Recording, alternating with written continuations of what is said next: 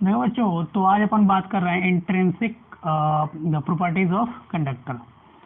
देखो, अपन इस प्रॉपर्टी को तब डील कर रहे हैं जब कंडक्टर के क्रॉस, ये क्या है बच्चों, ये है कंडक्टर अपना। ये जो कंडक्टर है इसके अक्रॉस कोई भी बैटरी नहीं जुड़ी हुई है, मतलब इसके अक्रॉस कोई पोटेंशियल डिफरेंस नहीं है। ठीक है, देखो यहाँ पे इलेक्ट्रॉन्स है, ये है इनसाइड द कंडक्टर, ये अपन कंडक्टर के अंदर की बात कर रहे हैं। और ये हैवी मेटल साइन है जो कि प्लस है, ये पॉजिटिव हैवी मेटल साइन है। देखो, अगर अपन बच्चों किसी भी कंडक्टर को रूम टेम्परेचर पे छोड़ देते हैं तो होता क्या है, वो सराउंडिंग से थर्मल एनर्जी गेन कर लेता है। इलेक्ट्रॉन के पास जैसे ही थर्मल एनर्जी आएगी बच्चों, तो इलेक्ट्रॉन का मूवमेंट चालू हो जाएगा इनसाइड द कंडक्टर। जैसे ही इलेक्ट्रॉन जो है थर्मल एनर्जी गेन करता है सराउंडिंग से एट रूम टेम्परेचर, तो गेन करने के बाद उसका मोशन चालू होगा, और वो जो मोशन होगा वो रैंडम होगा। और थर्मल एनर्जी गेन करने के बाद इलेक्ट्रॉन, जो बाउंडेड इलेक्ट्रॉन होते हैं एटम से, वो भी फ्री हो जाते हैं टू मूव, तो उनका जो मोशन होगा इस केस में वो रैंडम होगा। और अपने को पता है कि इसके अंदर बहुत सारे इलेक्ट्रॉन्स हैं, तो इनका अगर रैंडम में मोशन हो रहा है बच्चों, तो ये एक बार आयन से मतलब कि कोलाइड कर रहे होंगे, इलेक्ट्रॉन इलेक्ट्रॉन का कोलिजन हो रहा, तो इस केस में क्या होगा कि वेरियस कोलिजन्स हो रहा होगा। ठीक है, इनसाइड द कंडक्टर। तो देखो, इस केस में अपन आरएमएस स्पीड और थर्मल स्पीड की बात करते हैं, जिस स्पीड से जो इलेक्ट्रॉन्स हैं उनका मूवमेंट इनसाइड द कंडक्टर हो रहा होगा। देखो, अपने को पता है कि half M V R M S square is equal to, ये होता है थर्मल एनर्जी 3/2 के इंटू टी। यहाँ के क्या है, बोल्ट्जमैन कांस्टेंट, और टी को अपन रूम टेम्परेचर लेंगे। ठीक है, तो अगर ये वैल्यू पुट करते हो, के की वैल्यू पता है अपने को, टी की, और मास ऑफ इलेक्ट्रॉन पता है, तो जो थर्मल एनर्जी, जिस एनर्जी से electron inside the conductor move कर रहा है बच्चों, वो उसका जो ऑर्डर होता है वो 10⁵ मीटर पर सेकेंड होता है। अगर बात करें इलेक्ट्रॉन का मूवमेंट का, तो रैंडम मोशन है, इसको अपन ब्राउनियन मोशन भी बोलते हैं। देखो, अपने को पता है कि अगर किसी भी रैंडम वेक्टर क्वांटिटी का अगर एवरेज निकालें तो 0 आएगा, तो रैंडमनेस के चलते जो करंट बन रहा होगा वो भी 0 बन रहा होगा। यहाँ तक अब कोई दिक्कत नहीं हुआ होगा। देखो, अगर अपन आगे बात करें तो देखो यहाँ पे यहाँ स्पीड की बात कर रहे थे अपन ना, स्पीड जो है वो थर्मल स्पीड है। लेकिन अगर थर्मल वेलोसिटी की बात करें बच्चों, देखो अगर ई नंबर केस जो है वो अपन थर्मल वेलोसिटी की बात करते हैं। क्या बात कर रहे हैं अपन, बात करने जा रहे हैं थर्मल वेलोसिटी। देखो, अगर थर्मल वेलोसिटी की बात करें तो इसका एवरेज लेना पड़ेगा। सबके पास अपना खुद का थर्मल स्पीड रहा होगा, मैं मान लेता हूँ n इलेक्ट्रॉन्स है, तो इसकी जो वैल्यू आएगी ड्यू टू रैंडमनेस 0 आ रहा होगा। तो याद रखना, अगर कंडक्टर को विदाउट पोटेंशियल डिफरेंस अगर फ्रीली छोड़ देते हैं तो स्पीड तो बन रहा है इलेक्ट्रॉन के पास, लेकिन उसका थर्मल वेलोसिटी जो है वो 0 है। यहाँ पे एक बात करते हैं बच्चों, मीन फ्री पाथ। क्या बात कर रहे हैं, मीन फ्री पाथ। कि मीन फ्री पाथ क्या होता है, इसको अपन लैम्डा से दिखा रहे हैं। देखो, होगा क्या कि एक इलेक्ट्रॉन दूसरे इलेक्ट्रॉन से कोलाइड करेगा। अगर एक इलेक्ट्रॉन का मोशन अपन कंसीडर करें तो वो जितने नंबर ऑफ इलेक्ट्रॉन होंगे इनसाइड द कंडक्टर उतने कोलिजन जाके करेगा वो। तो दो सक्सेसिव कोलिजन के बीच का जो डिस्टेंस है बच्चों फॉर एन कोलिजन, उसका एवरेज अगर अपन निकाल दें तो अपन उसको बोलते हैं मीन फ्री पाथ। तो इसको लिख लो, एवरेज डिस्टेंस, ये क्या होता है ये लिख लो, average distance travelled between two successive collision. दो सक्सेसिव कोलिजन्स के बीच में जो एवरेज डिस्टेंस होता है वो अपन कैलकुलेट करेंगे। तो जो लैम्डा होगा बच्चों, जो मीन फ्री पाथ है, वो है total distance travelled by electron, total distance travelled divided by number of collision, number of collision. यहाँ तक कोई दिक्कत? यहाँ तक कोई दिक्कत? जनरली मेटल्स के लिए जो लैम्डा का रेंज होता है बच्चों, वो आता है 10⁻⁹ मीटर, या इसी को अपन बोल देंगे 10 एंगस्ट्रॉम। ये आता है मीन फ्री पाथ। देखो एक और टर्म यहाँ डिफाइन होता है, relaxation time. What do you mean by relaxation time? देखो एक इलेक्ट्रॉन अगर दूसरे इलेक्ट्रॉन से जाके कोलाइड कर रहा है बच्चों, अगर एक इलेक्ट्रॉन, तो होगा क्या, ये वो फॉर इंस्टेंट रेस्ट में आएगा, ठीक है। तो average time consumed between two successive collision क्या होता है? Relaxation time. लिख लो, जो अगला टर्म है वो है रिलैक्सेशन टाइम, इसको अपन टाउ से दिखा रहे हैं। तो ये क्या है? Total time consumed during to successive collision, to successive collision. मतलब अगर इलेक्ट्रॉन दो सक्सेसिव कोलिजन के दौरान कितना टाइम ले रहा है, कि कितना टाइम कंज्यूम कर रहा है, उसको अपन बोलते हैं बच्चों रिलैक्सेशन टाइम। जो मेटल्स के लिए रिलैक्सेशन टाइम होता है बच्चों, याद रखना, जो रिलैक्सेशन टाइम होता है वो होता है 10⁻⁻14 सेकेंड। किसके लिए? For metals. मेटल्स के अंदर जो इलेक्ट्रॉन का मूवमेंट होता है बच्चों, ये होता है। ये जो रिलैक्सेशन टाइम है टाउ जो है बच्चों, वो इंट्रिंसिक प्रॉपर्टी है। क्या है? Intrinsic property. अपन बाद में बात करेंगे कि ये इंट्रिंसिक प्रॉपर्टी होता क्या है। ये किसी भी मटेरियल का बच्चों इंट्रिंसिक प्रॉपर्टी है। तो लिख लो यहाँ पूरा, intrinsic property of any material.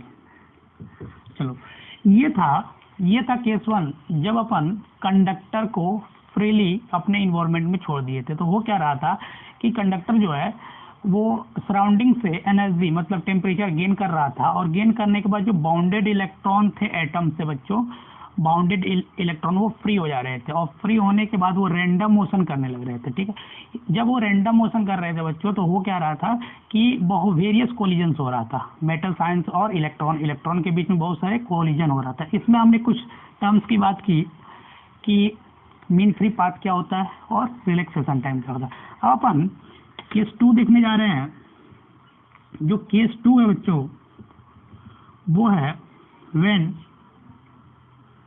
Potential difference is applied. जब अपन क्या कर रहे हैं कि कंडक्टर के क्रॉस पोटेंशियल डिफरेंस अप्लाई कर रहे हैं, मतलब इसको बैटरी से कनेक्ट कर रहे हैं। ये बैटरी है, इसका लेंथ को मैं L बोलता हूँ, और ये प्लस से जुड़ा है और ये माइनस टर्मिनल से जुड़ा है। देखो जैसे ही मैं इसको कनेक्ट करूंगा बच्चों, तो इसके अंदर मेटल साइन भी है। तो इलेक्ट्रॉन क्या होगा कि इलेक्ट्रॉन का ड्रिफ्टिंग चालू होगा। इलेक्ट्रॉन पहले क्या कर रहा था? रैंडम मोशन कर रहा था।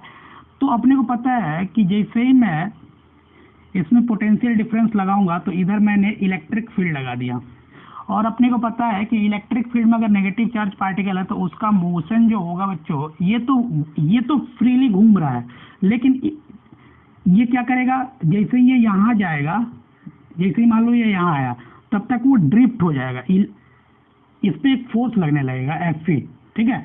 और इस Fe की वैल्यू कितनी होगी? -E/E। माइनस साइन क्या बता रहा है कि Fe जो लग रहा है वो इसके अपोजिट में लग रहा है। तो देखो मान लो कि ये इलेक्ट्रॉन यहाँ जाने वाला था, तब तक ये खींचा आया, ये मेटल आयन से टकराया, फिर यहाँ आया, फिर इस मेटल आयन से टकराया, ऐसे ऐसे। तो देखो ये एक पर्टिकुलर डायरेक्शन में ड्रिफ्ट होना चालू करेगा। तो यहाँ जिस स्पीड से वो ड्रिफ्ट हो रहा है उसको अपन बोलेंगे Vd। क्या बोलेंगे? Drift speed. ये बात आपको समझ में आ रही है ना कि पहले तो जिगजैग मोशन कर रहा था, अब क्या हुआ कि जैसे ही ये इधर जाएगा और इधर एक फोर्स भी लग रहा है तो ये ऐसे खींचा आ रहा होगा, ठीक है, ड्रिफ्ट हो रहा है, लेकिन अभी भी रैंडमनेस है, यहाँ गया फिर मेटल आयन से टकराएगा फिर आएगा, ऐसे ड्रिफ्ट हो रहा है। तो हमने ये देखा कि जैसे ही हमने पोटेंशियल डिफरेंस अप्लाई किया बच्चों, जैसे ही मैंने पोटेंशियल डिफरेंस अप्लाई करता हूं तो हो क्या रहा है, यहाँ electric field setup inside the conductor, conductor के अंदर इलेक्ट्रिक फील्ड सेटअप हो जा रहा है, और इसके चलते जो फ्री इलेक्ट्रॉन से बच्चों experiences electrostatic force, electrostatic force opposite to the applied electric field। क्यों? क्योंकि इलेक्ट्रॉन पे नेगेटिव चार्ज होता है, तो अप्लाइड इलेक्ट्रिक फील्ड जो होगा उसके अपोजिट में उस पे फोर्स लग रहा होगा। अपने को पता है कि अगर इलेक्ट्रिक फोर्स लग रहा है तो इलेक्ट्रॉन्स जो होंगे वो एक्सेलरेटेड होंगे, इलेक्ट्रॉन्स पे क्या आएगा, acceleration, and drifted by so many collision. देख रहे हो ना, ड्रिफ्टिंग हो रहा है लेकिन बहुत सारे कोलिजन्स हो रहे हैं ना, सो मेनी कोलिजन्स। ये बात आपको आसानी से समझ में आ रही होगी कि मैं अगर पीडी अप्लाई करता हूं तो क्या हो रहा है। देखो यहाँ पे एक टर्म अपन पहले ही बात कर चुके हैं कि ड्रिफ्ट वेलोसिटी क्या होता है। तो ड्रिफ्ट वेलोसिटी को मैं वीडी से दिखा रहा हूं। तो देखो ये होता क्या है कि average velocity of free electron होता है, ठीक है, opposite to the direction of applied electric field. तो लिख लो यहाँ, दिस इज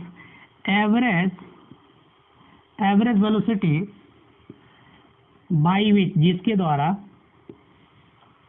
फ्री इलेक्ट्रॉन, जो फ्री इलेक्ट्रॉन समझो वो ड्रिफ्ट करते हैं opposite to the direction of applied electric field is known as drift velocity, VD. याद होगा दिक्कत, यहाँ तक कोई दिक्कत नहीं है। याद रखना बच्चों, मेटल्स के लिए जो ड्रिफ्ट वेलोसिटी का ऑर्डर आता है वो आता है 10⁻⁻⁴ मीटर पर सेकंड। देखो वहाँ पे जो थर्मल स्पीड था कितना ज़्यादा था, वो उसका पावर माइनस में नहीं था ना बच्चों, तो यहाँ जो डीवी वीडी आएगा वो आएगा 10⁻⁴ मीटर पर सेकंड। इसका ऑर्डर बहुत कम है ना। देखो यहाँ कुछ नोट देखते हैं, एक नोट देख लेते हैं। देखो अगर मैं किसी भी कंडक्टर को एक्सटर्नल फील्ड अगर बैटरी से जोड़ के रखा हूं तो अपने को पता है कि इसके अंदर जो इलेक्ट्रिक फील्ड है वो नॉन जीरो है, और इसके बाहर जो है वो जीरो होगा, और इसके बाहर भी जीरो होगा। ये बात अपने को पता है। तो देखो E inside the conductor, E inside the conductor is not equal to 0, और E outside जो होगा वो 0 आएगा। ये बात ध्यान में रखना है। देखो अब अपन जो B नंबर बात करने जा रहे हैं वो ये है कि एक रिलेशन देखने जा रहे हैं। वो रिलेशन है कि ड्रिफ्ट वेलोसिटी और इलेक्ट्रिक फील्ड में क्या रिलेशन आएगा, ठीक है। देखो अपन डिराइव करने जा रहे हैं relation between VD and electric field. देखो अगर हर एक इलेक्ट्रॉन का मोमेंट अपन चेक करें बच्चों, तो हर एक का एक वेलोसिटी आ रहा होगा, v1 is equal to u1 a ठीक है, टाउ 1। मैं फर्स्ट इलेक्ट्रॉन का जो रिलैक्सेशन टाइम है उसको टाउ 1 बोल रहा हूँ। उसी तरह जो दूसरा इलेक्ट्रॉन होगा उसका भी ये रहा होगा। इस तरह जो nth इलेक्ट्रॉन होगा उसकी जो वेलोसिटी होगी बच्चों वो कितना होगा, ये आ रहा होगा ना।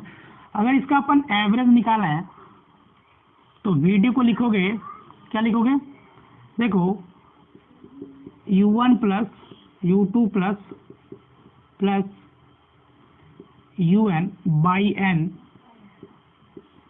प्लस यहाँ से A कॉमन निकालोगे, tau 1 plus tau 2 plus tau n divide by n।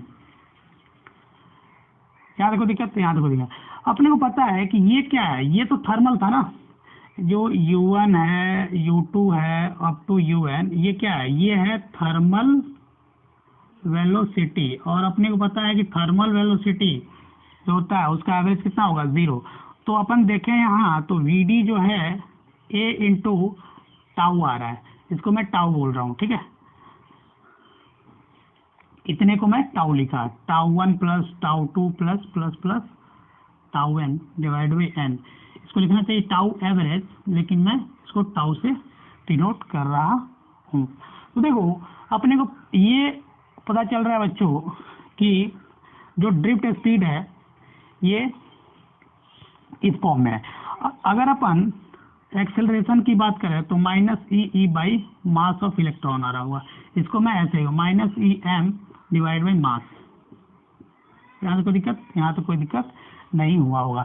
जैसे ही यहाँ इसको पुट करोगे बच्चों तो देखो आपको VD का फॉर्मूला कैसे मिल रहा होगा। जो ड्रिफ्ट वेलोसिटी है वो नेगेटिव साइन क्या बता रहा है, negative sign only for direction. तो देखो VD जो आ रहा होगा वो देखो कितना आ रहा होगा, ये डाल दो E divide by J into tau, ठीक है। तो ये आ रहा है VD, वेक्टर फॉर्म में लिखोगे तो यहाँ इलेक्ट्रिक से लिखना पड़ेगा। तो VD is equal to -e tau. तो देखो अपने को ये माइनस साइन क्या बता रहा है कि VD जो है वो अप्लाइड इलेक्ट्रिक फील्ड के अपोजिट डायरेक्शन में है। अगर मैं सिर्फ VD लिखूं बच्चों तो E tau m into E लिखूंगा।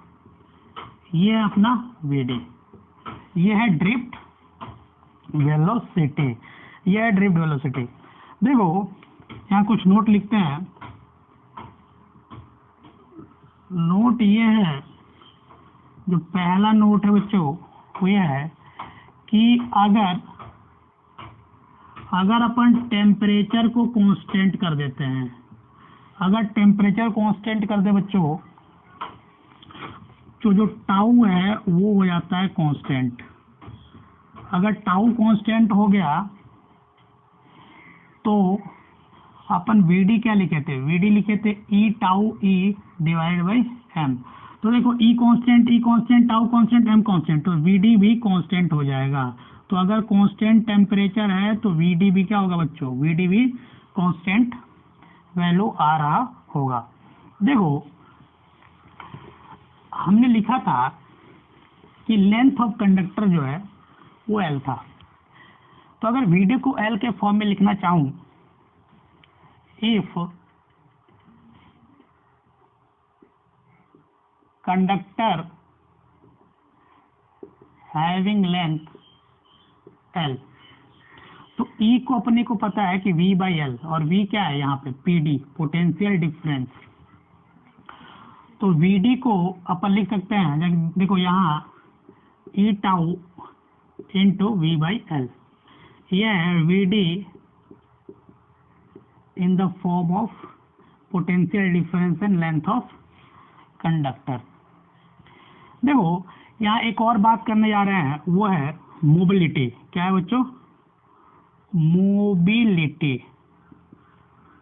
मोबिलिटी को अपन म्यू से दिखाने जा रहे हैं। तो सबसे पहले बात करेंगे कि मोबिलिटी क्या है। मोबिलिटी का मतलब होता है इज टू मूव, मतलब इनसाइड द कंडक्टर जो इलेक्ट्रॉन है बच्चों वो कितनी आसानी से मूव कर रहा है, वो उसको पढ़ने के लिए अपन एक टर्म पढ़ते हैं वर्ड मोबिलिटी। तो मोबिलिटी क्या होता है, इसको लिख लो, ease of electron to move inside the conductor, to move inside the conductor, मतलब कंडक्टर के अंदर जो इलेक्ट्रॉन कितनी आसानी से मूव कर पा रहा है उसको हम इससे दिखाएंगे। इसको कैसे डिफाइन करते हैं, it is defined as the ratio of drift velocity to the applied electric field, to the applied electric field। तो ड्रिफ्ट वेलोसिटी और इलेक्ट्रिक फील्ड का जो रेशियो होगा वो क्या बताएगा बच्चों, वो बताएगा अपने को मोबिलिटी। तो देखो मोबिलिटी को अपन लिखे हैं तो लिखेंगे VD/E, मोबिलिटी को क्या लिखेंगे बच्चों, VD/E। देखो अपने को पता है कि अगर यहाँ VD को लिखूं तो म्यू इंटू E लिखूंगा, यहाँ तो कोई दिक्कत, यहाँ तक कोई दिक्कत नहीं होगा। और एक बात और पता है बच्चों कि VD को अपन लिखे थे एक्सेलरेशन इंटू टाउ, ये लिखे थे। अगर ये दोनों इक्वेशन को आप कंपेयर करते हो, अगर इस दोनों इक्वेशन को आप कंपेयर करोगे तो देखो ये, इसको अपन ऐसे लिखता है E tau by M into E. इसको कंपेयर करोगे तो म्यू की वैल्यू जो मिल रही है वो मिल रही है E tau by mass of electron, ठीक है, यहाँ पे कोई दिक्कत। अगर टेम्परेचर कांस्टेंट करें बच्चों, इफ अगर टेम्परेचर को कांस्टेंट करते हैं तो टाउ कांस्टेंट होगा, और जैसे ही टाउ कांस्टेंट होगा तो देखो टाउ जैसे ही कांस्टेंट होगा तो मोबिलिटी कांस्टेंट हो जाएगी, मोबिलिटी की जो वैल्यू होगी वो कांस्टेंट हो जाएगी, यानी कि यहाँ VD/E जो होगा वो कांस्टेंट हो जाएगा। एट कांस्टेंट टेम्परेचर जो टाउ होगा बच्चों वो कांस्टेंट हो जाएगा, जैसे ही वो कांस्टेंट हो जाएगा तो मोबिलिटी भी इलेक्ट्रॉन की कांस्टेंट हो जाएगी, ठीक है। यहाँ तो कोई दिक्कत, यहाँ तक तो कोई दिक्कत आपको नहीं हुआ होगा। देखो अगर अपन एक और रिलेशन की बात करें बच्चों तो वो है, एक और रिलेशन देखने जा रहे हैं, वो है कि करंट और ड्रिफ्ट वेलोसिटी के बीच में क्या रिलेशन आता है बच्चों, ठीक है। तो अपन जो बात करने जा रहे हैं वो है relation between current and VD, current और ड्रिफ्ट स्पीड के बीच में क्या रिलेशन है। एक अपन कंडक्टर लेते हैं, देखो एक अपन यहाँ कंडक्टर लेते हैं और इस कंडक्टर को एक्सटर्नल बैटरी से जोड़ देते हैं। क्या कर रहे हैं बच्चों, एक्सटर्नल बैटरी से जोड़ रहे हैं। देखो यहाँ एक इलेक्ट्रिक फील्ड सेटअप हो रहा होगा, जो भी इलेक्ट्रॉन्स हो गए उनका मूवमेंट इधर हो रहा होगा, इसमें एक फोर्स लग रहा होगा Fc, जिसकी वैल्यू ये आ रही होगी। ये लेंथ ऑफ कंडक्टर को मैं L बोल रहा हूँ, यहाँ कोई दिक्कत। और इसके अक्रॉस जो पोटेंशियल डिफरेंस है वो तो V में सप्लाई करके रखा हूँ। देखो इसमें N को मैं number of electrons per unit volume दिखा रहा हूँ, पर यूनिट वॉल्यूम। इस कंडक्टर का जो क्रॉस सेक्शनल एरिया है वो है A। यहाँ VD जो है वो है ड्रिफ्ट वेलोसिटी ऑफ इलेक्ट्रॉन। यहाँ को दिक्कत है, यहाँ तो अपने को पता है कि करंट बराबर क्या होता है, टोटल चार्ज अपॉन टाइम, नहीं होता है ना। तो देखो अगर इस केस में टोटल चार्ज देखोगे तो कितना आ रहा होगा, हमने N क्या माना है, N is equal to number of electron per unit volume, मतलब यूनिट वॉल्यूम में N इलेक्ट्रॉन है। तो टोटल ये कंडक्टर का टोटल वॉल्यूम कितना है, इस कंडक्टर का जो टोटल वॉल्यूम है बच्चों वो है A इंटू एल। तो अपन देखें तो टोटल नंबर ऑफ इलेक्ट्रॉन्स की वैल्यू कितनी होगी, A into L into N. तो Q टोटल कितना होगा, इतना इलेक्ट्रॉन इंटू एक इलेक्ट्रॉन पे चार्ज, तो Q टोटल आ रहा होगा A into L into N into E. अच्छा चलो टाइम की वैल्यू कैसे, टाइम इज इक्वल टू कितना होगा, total distance upon V D. Total distance कितना है, एल ट्रेवल किया, एल अपॉन वी डी, ये आ रहा होगा। चलो अपन क्या करते हैं, ये फर्स्ट इक्वेशन और सेकंड इक्वेशन को यहाँ डालते हैं। तो जो करंट की वैल्यू मिल रही है बच्चों, क्यू टोटल कितना है, देखो A L N E divide by L V D. ये एल से एल गया तो जो यहाँ करंट आ रहा है देखो वो आ रहा है N E A V D.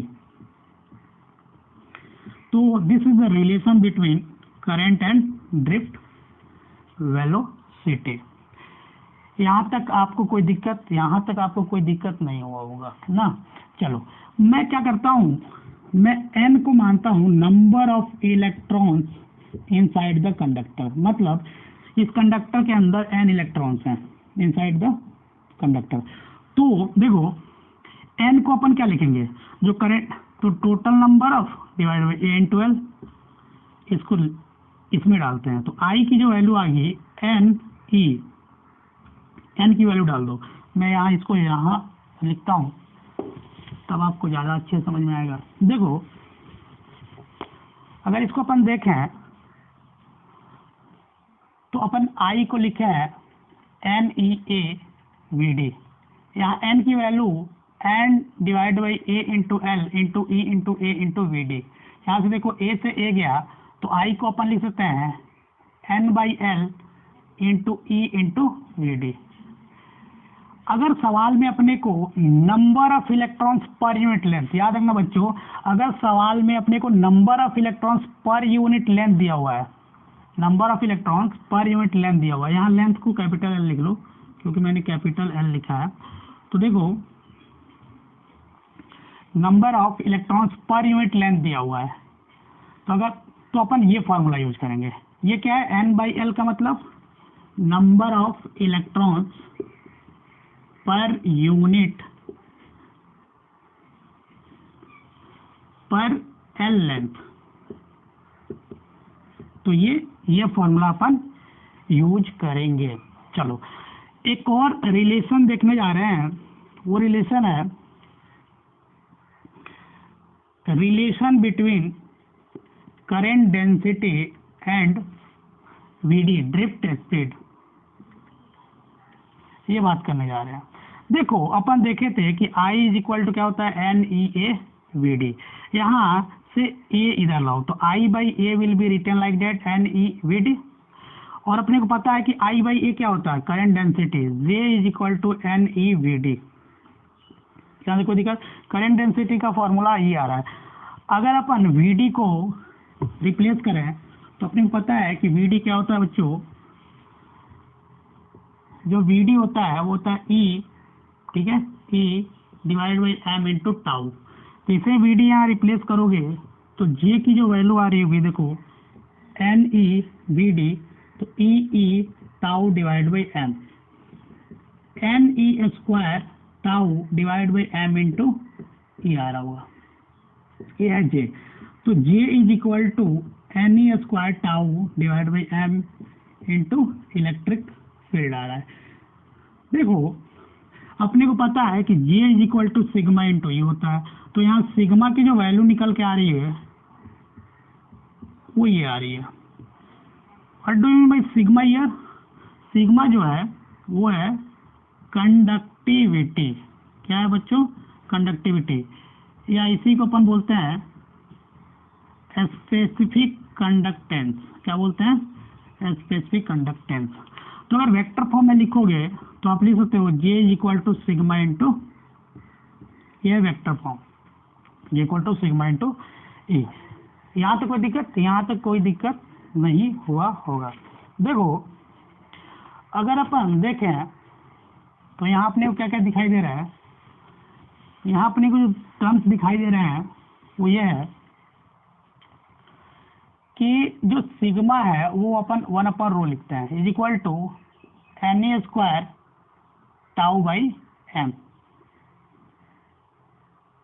यहाँ रो क्या बच्चों, यहाँ रो है रेजिस्टिविटी, क्या है ये जो रो है वो रेजिस्टिविटी, या इसी को बोलते हैं अपन स्पेसिफिक रेजिस्टेंस। क्या बोल रहे हैं बच्चों, इसको अपन बोलते हैं स्पेसिफिक रेजिस्टेंस।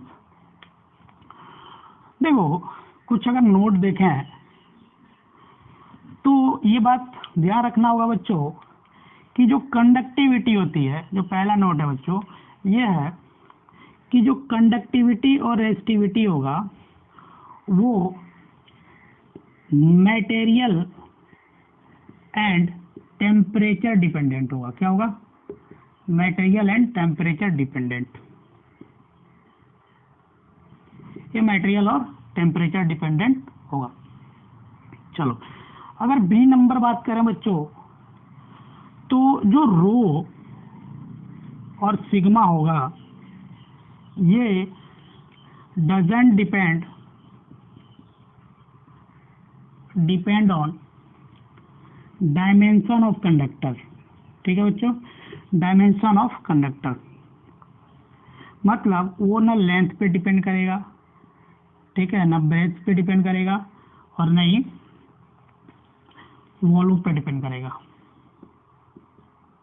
वॉल्यूम एरिया कुछ किसी चीज पे डिपेंड नहीं करेगा।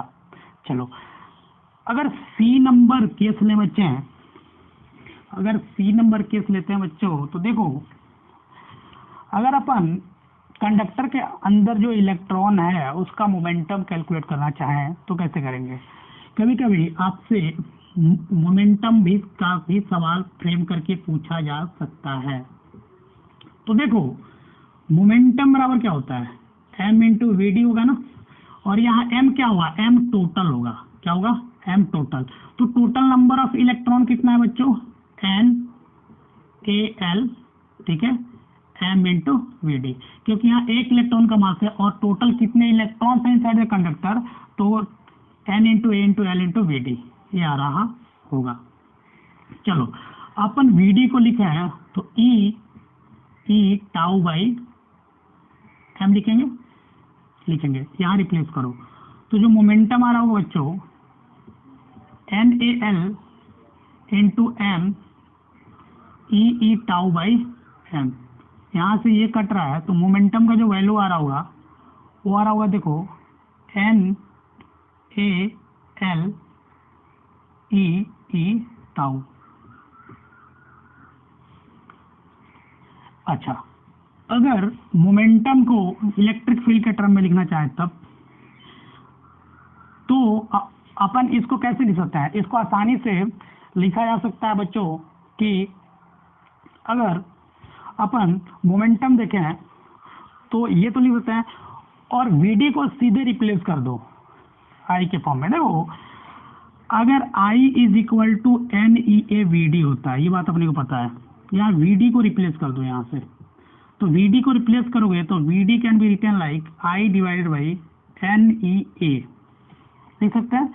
यहाँ डालो, यहाँ डालोगे तो देखो जो मोमेंटम आ रहा होगा NaL into M into Vd को लिख रहे हो I डिवाइडेड बाई NeA, यहाँ से A से A कैंसिल, N से M कैंसिल, जो फॉर्मूला बच रहा होगा MLI डिवाइड बाई E, ये आ रहा होगा आपको मोमेंटम इस केस में MLI बाई E। चलो एक और छोटा सा नोट्स देखते हैं। जो अगला नोट्स है बच्चों वो ये है कि ऑन इंक्रीजिंग टेम्परेचर क्या होगा। अगर अपन टेम्परेचर इंक्रीज करते हैं, ऑन इंक्रीजिंग, यहाँ लिख लो ऑन इंक्रीजिंग द टेम्परेचर, अगर टेम्परेचर इंक्रीज करें तो क्या होगा। जैसे ही टेम्परेचर इंक्रीज करेंगे बच्चों तो इलेक्ट्रॉन की जो कोलिजन की फ्रीक्वेंसी है, जाहिर सी बात है कि जैसे टेम्परेचर बढ़ाएंगे तो बॉन्डेड इलेक्ट्रॉन्स फ्री हो जाएंगे, फ्री होंगे तो नंबर फ्रीक्वेंसी ऑफ कोलिजन बढ़ने लगेगा। क्या होगा बच्चों, जो फ्रीक्वेंसी होगा, फ्रीक्वेंसी ऑफ कोलिजन जो है वो इंक्रीज कर जाएगा। अब जैसे फ्रीक्वेंसी ऑफ कोलिजन इंक्रीज करेगा तो रिलैक्सेशन टाइम का सोचो बच्चों क्या होगा, रिलैक्स करने की टेंडेंसी जो है वो कम हो जाएगी, जाहिर सी बात है। तो जो एवरेज रिलैक्सेशन टाइम है बच्चों वो डिक्रीज कर जाएगा। तो अपन यहाँ देख रहे हैं कि अगर मैं टेम्परेचर इंक्रीज करता हूँ तो रिलैक्सेशन टाइम डिक्रीज हो रहा है, रिलैक्सेशन टाइम डिक्रीज हो रहा है तो ड्रिफ्ट वेलोसिटी जो है बढ़ रही है। ड्रिफ्ट वेलोसिटी बढ़ेगी तो म्यू की वैल्यू जो होगी, मोबिलिटी कम हो जाएगी, सिग्मा कम होगा और रेजिस्टिविटी बढ़ जाएगी। ये बात याद रखना, इनसाइड द कंडक्टर ये काम हो रहा होगा। देखो अगर एक सवाल देखें तो एक नॉन यूनिफॉर्म क्रॉस सेक्शन का कंडक्टर है, देखो ऐसा है सवाल कि एक नॉन यूनिफॉर्म क्रॉस सेक्शन का कंडक्टर है ऐसा, यहाँ का एरिया A1 है और यहाँ का एरिया A2 है, इससे जो करंट है वो I फ्लो हो रहा है। जो सवाल पूछा गया है वो है compare the following, compare the following at 1 and 2, मतलब A1 और A2 के पास कंपेयर करना है। जो पहला कंपेरिजन है बच्चों वो है करंट का कंपेरिजन, जो दूसरा कंपेरिजन है बच्चों वो है करंट डेंसिटी का कंपेरिजन, जो तीसरा कंपेरिजन है बच्चों वो है ड्रिफ्ट वेलोसिटी का, और जो चौथा है वो इलेक्ट्रिक फील्ड का। अपने को ये दोनों क्रॉस सेक्शन पे इतने चीज़ों को कंपेयर करना है। तो देखो अगर आप कंपेरिजन देखोगे तो आपको पता है कि क्रॉस सेक्शन एरिया यहाँ अलग अलग है। तो अगर इसका अपन सॉल्यूशन करें तो आपको पता है कि A1 is less then A2 है, और जो पहला पार्ट है बच्चों वो करंट, तो करंट जो होगा दोनों पे इक्वल होगा, क्योंकि करंट जो है अपन मैं शुरू में बताया था कि क्रॉस सेक्शन और रेडियस ऑफ कंडक्टर पे डिपेंडेंट नहीं होता बच्चों, लेकिन करंट डेंसिटी क्या होता है I/A। तो यहाँ पे I तो कांस्टेंट है तो J का variation inversely proportional to A है। तो चूंकि A1 is greater than A2 तो J1 is less then J2। चलो अगर तीसरा देखें VD, ठीक है, तो VD का फॉर्मूला आपको पता होगा। VD क्या होता है बच्चों, तो J इज इक्वल टू क्या होता है, J is equal to E, J का अगर फॉर्मूला चेक करें तो देखो I is equal to NEAVD होता है, तो I/A जो होगा वो J होगा तो NEVD आएगा। देखो तो J is directly proportional to VD, J is directly proportional to VD is inversely proportional to cross section area. तो यहाँ भी जो बच्चों J1 आ रहा होगा, जो VD आ रहा होगा बच्चों VD1 is less than VD2। Similarly अगर इलेक्ट्रिक फील्ड देखें तो J is equal to sigma into E, तो J is directly proportional to is inversely proportional to area. Similarly अपन यहाँ लिख सकते हैं बच्चों कि जो E1 होगा वो लेस देन होगा E2 से। यहाँ तक कोई दिक्कत, यहाँ तक कोई दिक्कत नहीं बच्चों। यहाँ पे उल्टा है, यहाँ पे क्रॉस सेक्शन एरिया जो है A1 कम है A2 से ना, तो ये आंसर ऐसे आएगा, ठीक है। यहाँ सुधार कर लेना, ये ऐसे आ रहा होगा ना, यहाँ क्रॉस सेक्शन एरिया A1 जो है वो कम है A2 से, तो J1 की वैल्यू ग्रेटर आ रही होगी J2 से। देखो अब अपन बात करने जा रहे हैं एक लॉ की, जिसको जॉर्ज साइमन ओम ने दिया था। किसने दिया था, ओम ने दिया था। इसको अपन इसीलिए ओम्स लॉ बोलते हैं। क्या बोलते हैं बच्चों, इसको बोलते हैं Ohm's law.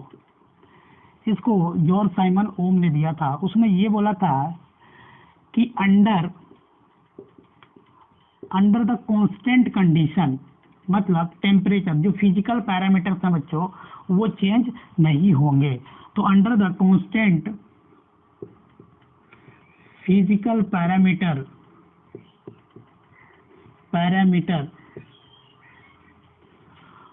Potential difference across the conductor is directly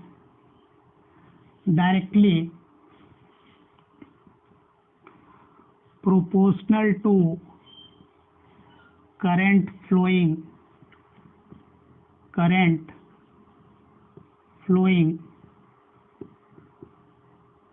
through it। ठीक है, करंट फ्लोइंग थ्रू इट। उन्होंने ये बात बोली कि जो V होगा वो डायरेक्टली प्रोपोर्शनल टू I होगा। अगर मैं प्रोपोर्शनल साइन को हटाऊं तो एक कांस्टेंट लिखूंगा, वो है R। ये जो R है बच्चों वो है रेजिस्टेंस। क्या है? रेजिस्टेंस। इसको अच्छे से बात करेंगे है क्या। उन्होंने क्या किया, एक कंडक्टर लिया और इसको पोटेंशियल डिफरेंस से जोड़ दिया V से, ये प्लस और ये माइनस। जैसे ऐसा करेंगे बच्चों तो यहाँ एक इलेक्ट्रिक फील्ड सेटअप होगा और इसका जो पोटेंशियल डिफरेंस होगा यहाँ वो कितना होगा, V होगा। और अपने को ये बात पता है कि अपन इलेक्ट्रिक फील्ड और पोटेंशियल डिफरेंस के बीच में रिलेशन जाते हैं, where L is the length of this conductor, A is the cross section area या क्रॉस सेक्शनल एरिया। देखो अगर अपन बात करें तो अपन देख चुके हैं कि जो I है बच्चों वो कितना आया था, जो I आया था वो आया था I is equal to NEAVD। इतना अपन लिखे थे बच्चों, याद है कोई दिक्कत। और अपने को यहाँ से VD निकालना हो तो I डिवाइडेड बाई NE ये लिखेंगे, ये आएगा बच्चों VD का फॉर्मूला। और अपन I को VD का एक और फॉर्मूला डाला है तो NEA E tau by M आ रहा होगा। यहाँ तो कोई दिक्कत है, यहाँ तो इसको थोड़ा सा अरेंज करते हैं, NE square tau divide by mass into A। और इलेक्ट्रिक फील्ड को मैं लिख देता हूँ V/L, तो यहाँ V/L लिख दो। अगर थोड़ा सा इसको रीअरेंज करते हो तो जो V की वैल्यू आएगी बच्चों वो देखो कितना आ रहा होगा। जो V की वैल्यू आ रही होगी आपको वो मिल रहा होगा थोड़ा सा NE स्क्वायर टाउ, L ऊपर गया होगा, एरिया नीचे आया होगा इंटू I, ये मिल रहा होगा ना, ये मिल रहा होगा। ठीक है, देखो अपन अगर लिखे थे V is equal to R into I, अगर इससे इसको कंपेरिजन करें, इस एक्सप्रेशन को इससे कंपेयर करते हैं तो आपको R की जगह क्या मिल रहा है, R की जगह जो मिल रहा है बच्चों वो मिल रहा है ML divided by NE square tau into A। और अपन देख चुके हैं कि M divide by NE square into tau को अपन रो लिखते हैं। क्या लिखते हैं? Rho, resistivity. और इसका उल्टा क्या होता है? कंडक्टिविटी। तो R is equal to rho L upon A मिल रहा है। रेजिस्टेंस की वैल्यू कितना मिल रहा है बच्चों? R is equal to rho L upon A मिल रहा है। तो यहाँ एक टर्म आया है कि रेजिस्टेंस क्या होता है। तो देखो अगर किसी भी कंडक्टर के थ्रू करंट फ्लो हो रहा है बच्चों तो जो रेजिस्टेंस होता है वो होता है ऑब्स्ट्रक्शन फ्लो ऑफ करंट। अगर अपन रेजिस्टेंस की बात करें जिसको अपन R से दिखाते हैं, इसका सिंबल अपन ऐसे डिनोट करेंगे। ये होता क्या है? This is obstruction in flow of current, कि करंट के फ्लो में कितनी बाधा जनरेट हो पा रही है, ये काम कौन करता है? रेजिस्टेंस। याद रखना, जो रेजिस्टेंस होता है बच्चों, वो होता है independent from V and I।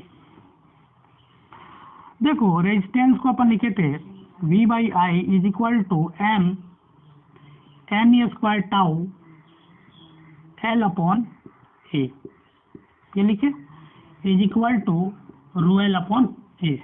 ये आ रहा होगा ना रेजिस्टेंस, ये रेजिस्टेंस आ रहा होगा। अगर इसकी यूनिट की बात करें बच्चों, तो इसकी यूनिट जो होती है वो होती है ओम। इसको अपन ऐसे दिखाते हैं। देखो, अगर इसकी डायमेंशन फॉर्मूला निकाला है, तो डायमेंशन फॉर्मूला जो होगा वो आएगा M L square T minus two into A T into A is equal to, इसको निकालोगे तो M L square T minus three A का पावर माइनस टू आएगा। इसको कैसे निकाला है मैं आपको थोड़ा सा डिटेल कर दे रहा हूँ कि अपने को पता है कि R इज इक्वल टू, मैंने क्या लिखा था, V बाई आई। V को क्या लिखते हैं? W upon Q. I को क्या लिखते हैं? Q by T. तो देखो, इसको थोड़ा सा करोगे तो W into T work done और टाइम का डायमेंशन और इंटू क्यू स्क्वायर का डायमेंशन, इसको करोगे, सबका डायमेंशन निकालोगे तो आप यहाँ तक पहुँच जाओगे।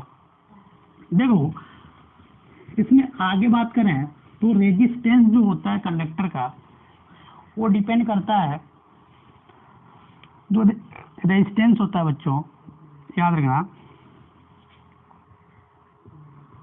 जो रेजिस्टेंस होता है कंडक्टर का वो डिपेंड करता है टेम्परेचर पे, पहली बात। दूसरा, मटेरियल पे डिपेंड करता है। किस पे डिपेंड करता है? मटेरियल डिपेंडेंट होता है बच्चों। और जो तीसरा होता है वो होता है डायमेंशन ऑफ कंडक्टर। कंडक्टर के डायमेंशन पे डिपेंडेंट होता है। याद रखना, अगर मैं टेम्परेचर बढ़ाता हूँ तो रेजिस्टेंस की वैल्यू बढ़ेगी कंडक्टर के केस में। जो रेजिस्टेंस की वैल्यू है टेम्परेचर बढ़ाने से बच्चों वो घटेगी अगर वो सेमीकंडक्टर और इलेक्ट्रोलाइट हुआ तो। ये जो है ये घट रहा होगा ना, आसानी से इस बात को समझा जा सकता है। चलो एक और बात करते हैं, वो बात करने जा रहे हैं रेजिस्टिविटी, या इसी को अपन बोलते हैं स्पेसिफिक रेजिस्टेंस, को रो से दिखाते हैं ना। तो जो रो होता है बच्चों 1 सिग्मा, इसको अपन निकालना है तो m divided by N square into tau, ये फॉर्मूला आता है, is equal to R A by L भी लिख सकते हो। देखो, यहाँ अगर अपन बात करें तो इसको, इसकी जो यूनिट होगी बच्चों वो ओम मीटर होती है। क्या होती है? इसकी यूनिट जो होती है वो ओम मीटर होती है। अगर इसकी डायमेंशन की बात करोगे तो एम एल 3 टी माइनस 3 ए माइनस 2 आएगा। ठीक है, इसका डायमेंशन चेक कर लेना। और जो रेजिस्टिविटी की डिपेंडेंसी होती है बच्चों, वो जो होता है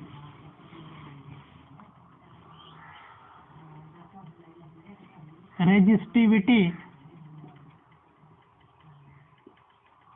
डिपेंड्स ऑन, पहला ये टेम्परेचर पर डिपेंड करता है और नेचर ऑफ मटेरियल पर डिपेंड करता है। नेचर ऑफ मटेरियल पे डिपेंड करता है, इट डजंट डिपेंड ऑन। ठीक है बच्चों, नोट में लिख लो, doesn't depends on dimension of conductor. ये डायमेंशन ऑफ कंडक्टर पे डिपेंडेंट नहीं होता है बच्चों।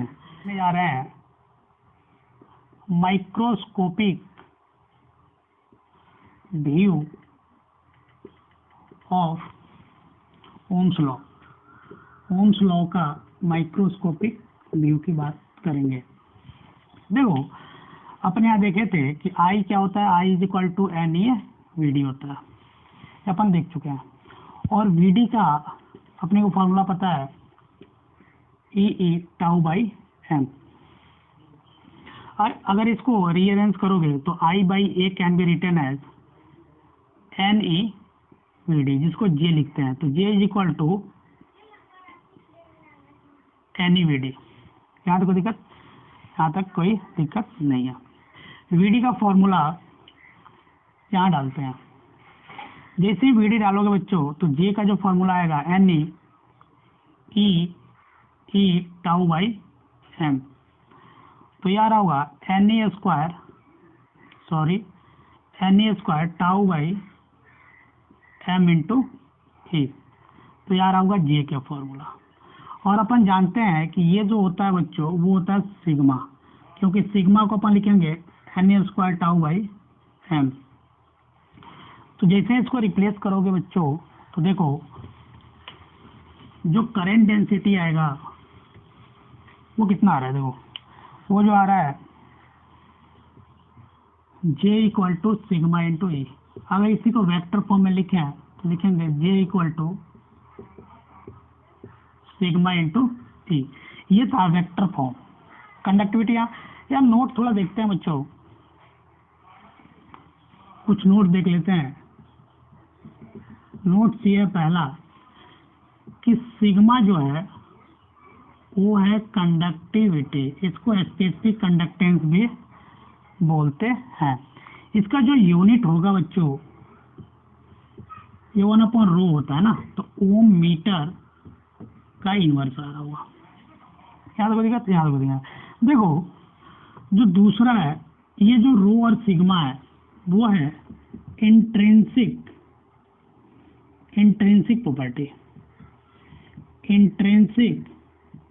Properties of material.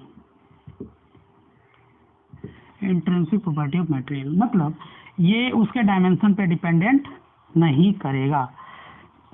ठीक है, मतलब क्या हुआ, ये doesn't depend on length and area of conductor. That's why rho and sigma is known as intrinsic conductor. It depend on temperature and material. ठीक है, ये बात तो अपन पहले ही देख चुके हैं। चलो अपन बात करते हैं कंडक्टर्स की। किसकी बात करने जा रहे हैं बच्चों? कंडक्टर्स की बात करने जा रहे हैं। तो देखो कंडक्टर अपन जानते हैं कि ओमिक और नॉन ओमिक दोनों होता है। देखो छोटा सा टॉपिक है, अपन पढ़ लेते हैं यहाँ कि कंडक्टर्स। जो पहला पार्ट है वो है ओमिक कंडक्टर।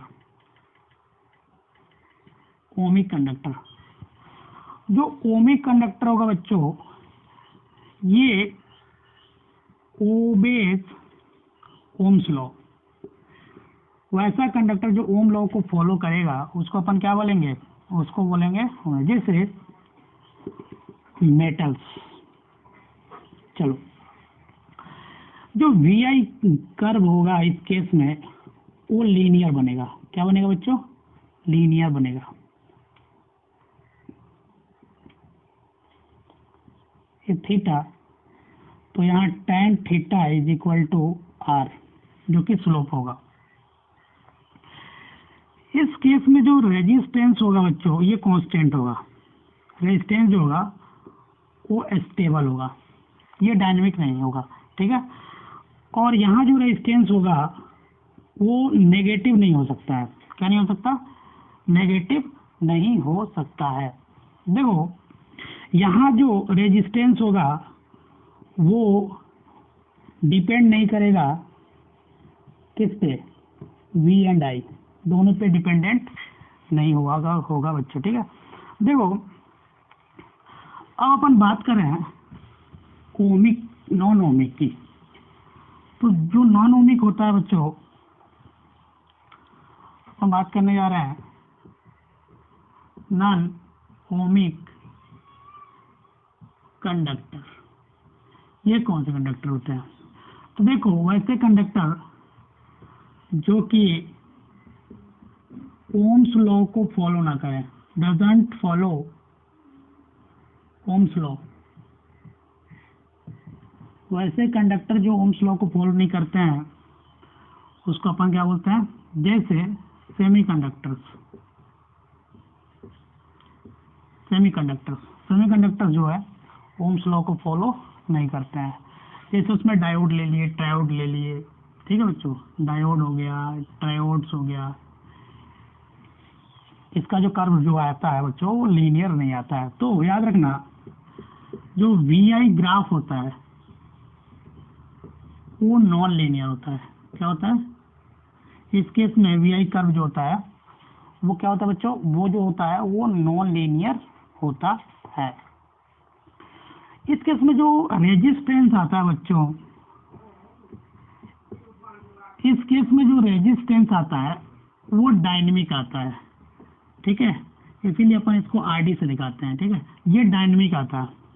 डायनेमिक का मतलब होता है कि इसकी जो वैल्यू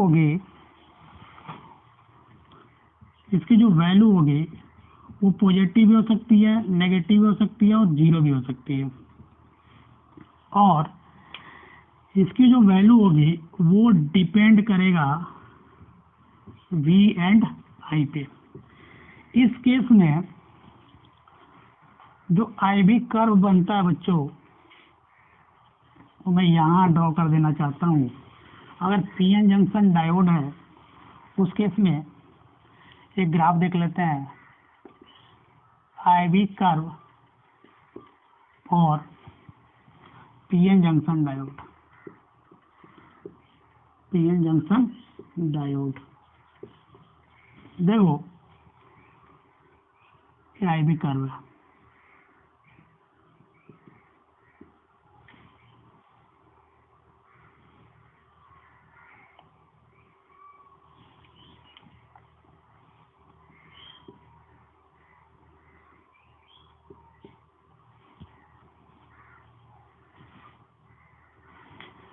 देखो। तो अपन क्या ऐसा बोल सकते हैं कि जो ओम्स लॉ है वो यूनिवर्सल लॉ है? तो नहीं, Ohm's law is not universal law